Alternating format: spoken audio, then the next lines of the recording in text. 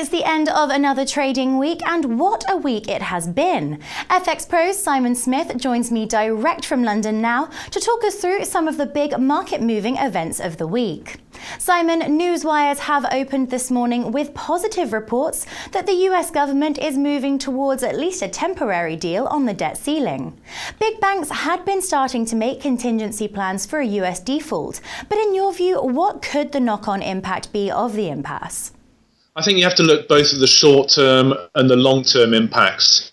This all stems right back from August 2011, when we had the last debt ceiling deal, and back then a commission was formed and sequestration was put in place, and as a means to getting a longer-term deal between politicians in the US.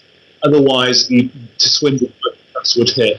That longer-term deal was not reached, so the sequestration hit. So that was already being hitting before this current debacle. So there's a long-term game going here. In terms of the short-term act, it's only what was proposed yesterday by Republicans was only for a 6-week extension. So there's a lot of negotiations both on the debt ceiling and also the current budget, the lack of budget in the US. So I think it's going to be a long, hard 6 weeks, which is going to make it difficult. And I think that we're going to likely see the dollar lower during that time. Bigger picture, there's still big issues. We've had one of China's big state-owned companies sign up issuing bonds and euros. That's likely to be a growing trend because big companies, especially China, have got 60% of the reserves of dollars. Want to start moving away from dollars. They have to be concerned about this control that's being exerted over the dollar. The Bank of Japan opted to keep its Abenomics policy unchanged at its latest meeting. Despite a significant amount of quantitative easing, inflation currently remains at 1% year on year.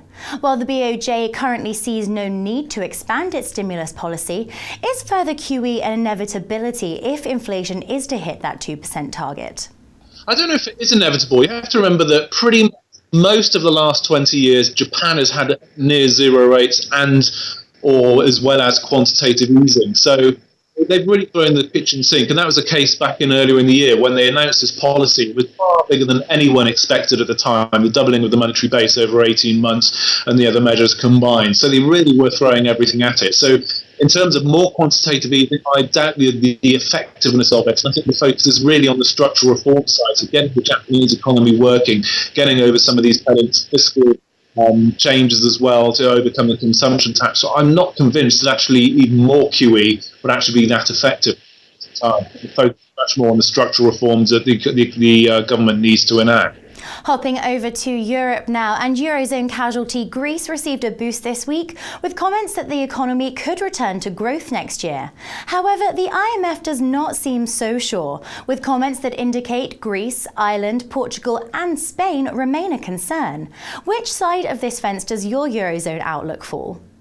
Probably more nudging with the IMF. There are a lot of divisions opening up, because you have to remember that the Eurozone was unique in as much that pretty much all the time when the IMF does a deal, they have to be sure that debt is on a sustainable basis. There are a lot of arguments at the time and doubts that Greece was in that situation.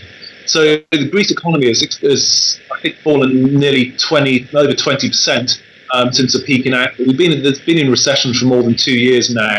So you have to remember where it's come from. So even though we may see some growth, it's from a very low base, and that ability to actually create enough revenues to pay off the debt is still in question. Another cut in the debt levels is still expected, and I think that's also possibly Portugal. So I think what we're seeing is more splits emerging between the IMF and the EU. The EU naturally has a more political role to play.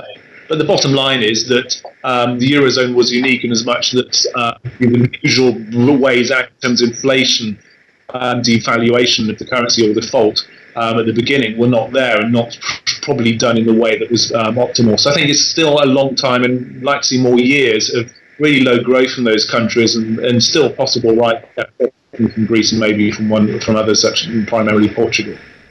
Looking ahead then to next week's calendar, and Simon, which events will you be watching out for? Well, you have to remember that we're a bit devoid of US data because of the shutdown, so that's leaving some problems. We have the ZEW on Tuesday in Germany. That's relatively watched, and we've had a bit of a better tone to that, so a higher number there would be good.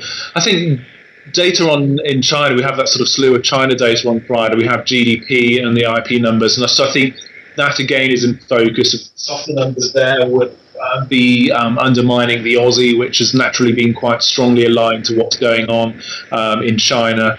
And that the Aussie itself, it's been relatively buoyant during this period of uncertainty as well. So that is relatively unusual. So that's probably worth watching. But overall, we also have finally the IMF and World Bank meetings on Monday. So we'd like to see more sort of just be keeping your eyes out for more talk there, especially on the Eurozone situation, possible more signs of splits between the Eurozone and the IMF as well on the outlook for the peripheral economies. But overall, I think it's not going to be a big week in terms of specific data events. I still think overall, like dominations in the US and the feeling debate.